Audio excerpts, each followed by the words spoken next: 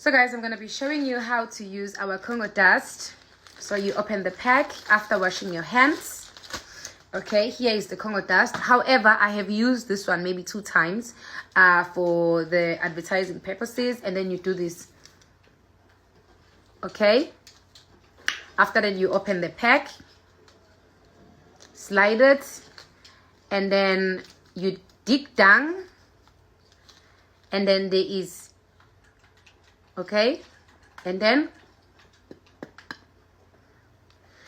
you take the cucumber, not so much, and then this is the whole of the cucumber, right? And then you put it here on the hole.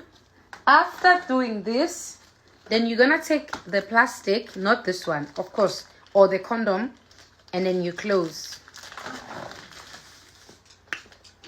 And then you stay maybe 30 minutes to an hour. You watch the TV. You can put back your pants and everything, and then you watch TV. After like 30 minutes to an hour, and then you can take the plastic off, and then you can go to the sink, and then you wash it, and then you pee so that you can pee out. After that, you can do the performance. Let me tell you, my brother, when you are doing the things that need to be done in the bedroom, I'm telling you, you will last longer.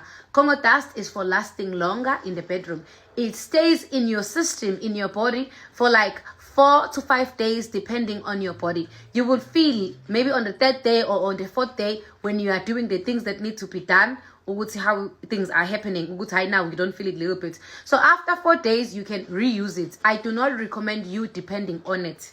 When you want your bedroom to be spiced up and everything, then you can use the Congo dust. It's only 170 rand. So my darling, I hope to see you. If you use too much, it's gonna be a little bit numb.